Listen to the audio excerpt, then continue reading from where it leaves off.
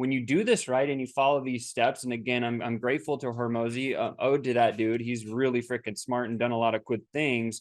This is a very easy formula and process to kind of solve when you're first building a lead magnet. Well, today we're going to talk about Hormozi's 7-step lead magnet. It comes right out of this $100 million leads book. If you haven't read this book, I would highly encourage you get it, because his mission is to help businesses get to $1 million in profit before he can bring them on as clients.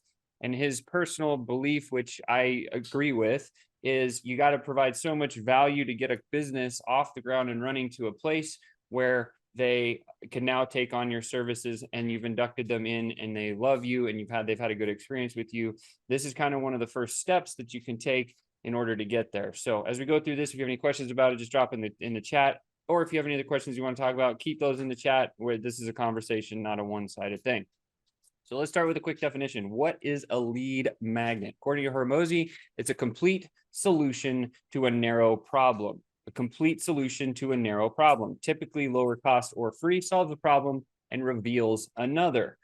This quote that he shared in the book really hit me hard. If they think your lead magnet is worth their time, they'll think your core offer is worth your money, their money, right? So the idea is, if you can give them something that's so good for free that they'll spend their time on it, the next thing they'll spend their money on it.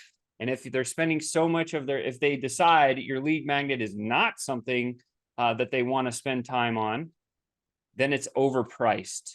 I thought that was really powerful, right? So if your lead magnet is not worth somebody's time, that's what they feel when they get it, then it's overpriced. And we need to go back and make it more simple. We need to make it more easy to understand, or we need to make it more digestible for them. Okay. So here's Hormozi's 7 steps, just like the Macarena. Step number 1 is figure out the problem you want to solve and who you want to solve it for. We're going to go a little bit deeper in each of these steps.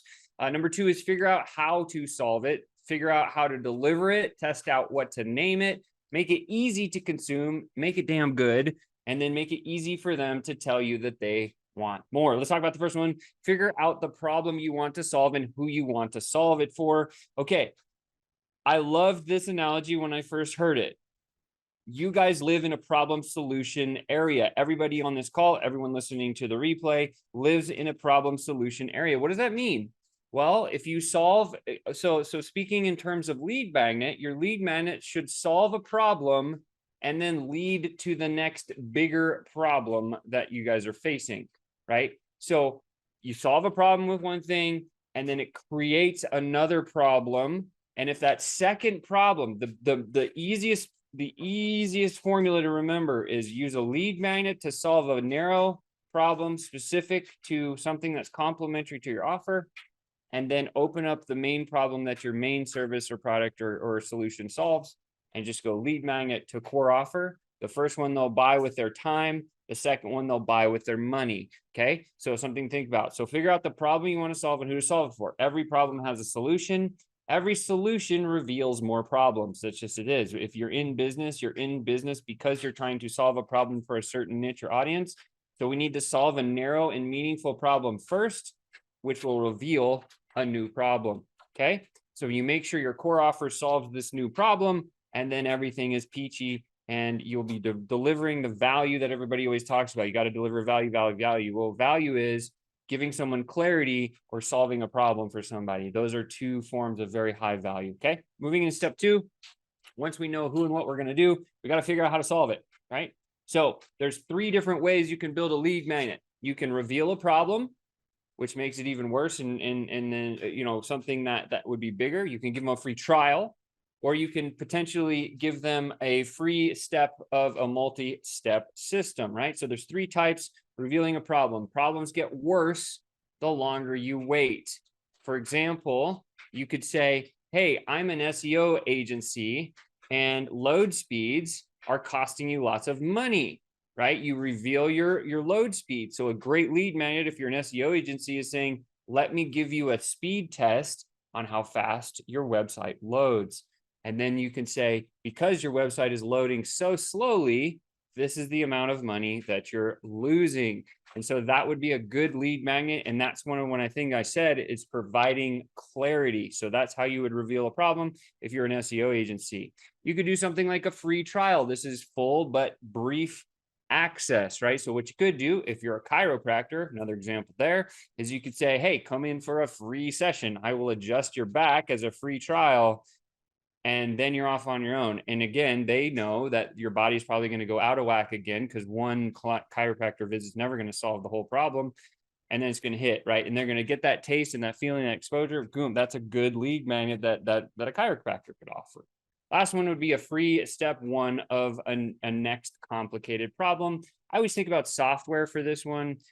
So like example, FlowChat, right? We could say, here's how you can get your first 10 leads for free. And then we would do that sort of a thing. So like one of the things that my setting team is doing, our setting team is doing, is this is almost the lead magnet that we're delivering. So we're getting into these DM conversations. We drive them to the point where we say, hey, look, like you definitely have some of the things that we solve. Would you mind if I had a team member build you a custom video of exactly how we would use our software in order to solve your problem?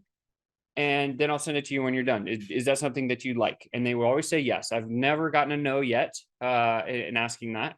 And then our team would go to their profile, do a search and figure out where the great leads would come from, and then do a quick 2-minute video of saying, here's the demo of our tech and how it works. And this is what we do in your case. Here's these 10 leads that I put into a pipeline and how it works. And then as the +1 that Chris talked about last week, there's always this like +1. So the demo video is going to reveal the problem for them, right? And then step 3 here, it's like a free step one of many. Here's these 10 leads as a +1 bonus that I just gave to this person, right? And that leads into 2 days later. Hey, did you do anything with those leads yet? No, I didn't. Oh man, well, like book a call with our strategist team. And then they come in and book a call. And the first thing that my strategy team says on the phone or on Zoom is, how did you work those leads? What did you do? How did that work out for you? And that call goes very, very fast and quick, and to a point where they say, oh, shoot, I definitely need FlowChat, and then they will buy it. So that's another type of lead magnet that we can use. Okay. So number 3, how do you deliver it, right? I'm just kind of throwing examples at you as we're going here. So there's basically 4 ways you can deliver any lead magnet that's out there. You got software. Let's talk about it. Giving them a tool, a software, a spreadsheet. So one of the things you could do is build some sort of a spreadsheet tracker, like Alex Hormozi in his book. He talks about how he was selling how to optimize running a gym. And so one of the tools that he gave was a spreadsheet of the dashboard of the metrics that those people needed to run their gym. And it would just give them a snapshot of, oh, shoot, my gym is broken. And then they would come forward and work with him. So that's one example there. You could give information. One of the things that we're building at this current time, Chris was talking about automation, as we're working to go to lead page with an opt-in for a DM script. Once they get that script, they can learn the messaging sequence. And then that +1 bonus that's going to come after that is a 10-day mini course in email. But yes, I'll roll it out to you when we're done with it and tested it. So you can see exactly, I'll give you the copy. I'll give you everything that we did to build it. So you have that as a bonus for you guys. But then they're going to be able to go through this 10-part mini course, and they're going to learn what are the hinge points of a DM conversation. So that's how we're delivering in the informational side of lead magnet. Next one, services. You can do work for free. This would go back to like the chiropractor. And of course, you can also do physical product. Chris and I and Bruno have been working on a book for months and months and months, years now, year and a half, it's almost done. But again, physical product, giving something they can hold, like, hey, get free book plus shipping kind of a thing. That is also a great lead magnet as long as it solves a problem. So determining how you're going to deliver your lead magnet is step 3. Step 4, you got to test, right? You got to test what to name it, right? There's only 3 things you say. David Ogilvy, one of the greatest copywriters of all time, says you spend 80 cents out of every marketing dollar on your headline. So the first thing we need to test is always the headline. Test the headline, right? There's very easy ways to test the headline. Hormozi goes into detail in the book about how if you have like a Facebook group, you can say, which book would you buy if it was this headline or that headline? if this was a lead magnet, which one would you prefer, this headline or that headline? And you can start split test over and over and over until you get the exact headline that your perfect prospect is looking for and asking for. And here's the kicker, right? You can test images the same way. You can test sub headlines the same way. The kicker is this.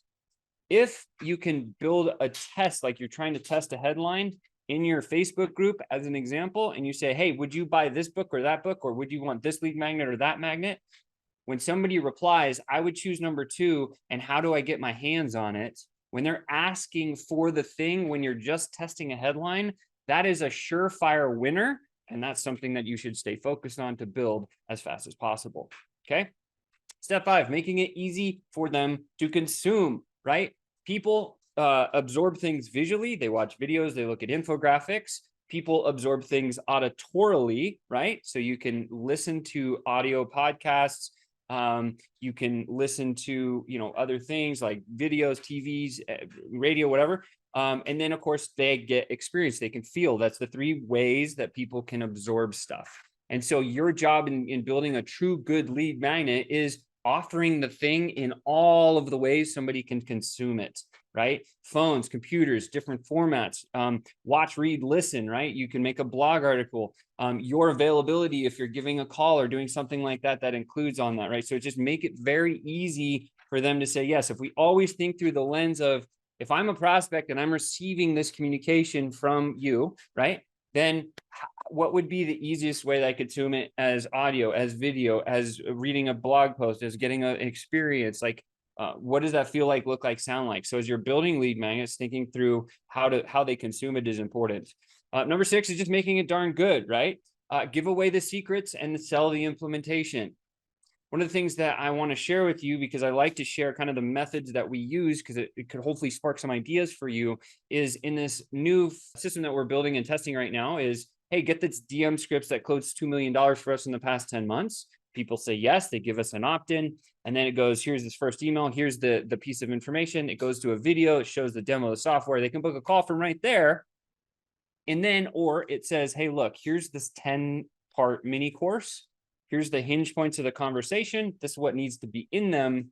And then at the end, it's like, yo, if this is too much for you and you just want us to set it up for you in a day or less, like, let's get on a call. And so you then book a call at that point, right? So I'm giving away the secrets of actually what's in the right type of a DM conversation for us, right?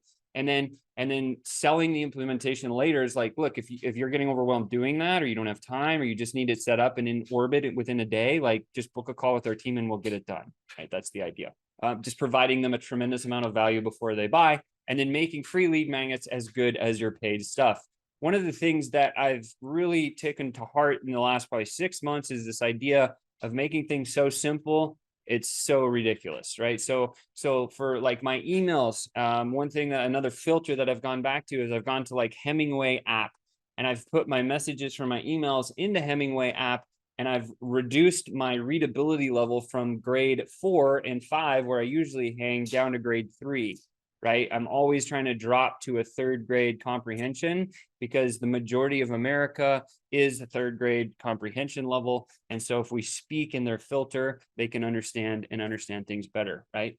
Lastly, is just making it easy for them to tell you that they want more. How are you doing this, right? So do you have a call to action? In your call to action, are they calling your number? Are they clicking the button? Are they giving information? Are they booking a call?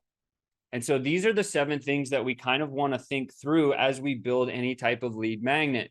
When you do this right and you follow these steps, and again, I'm grateful to Hormozi, ode to that dude. He's really freaking smart and done a lot of good things. This is a very easy formula and process to kind of solve when you're first building a lead magnet. And with that said, you guys now know the steps. You know what to do and how to deliver it. You know how to solve it. You know what to name it, how to test it. Should be easy to consume, and just make it good. You guys are going to win every time. Do the work, get the results.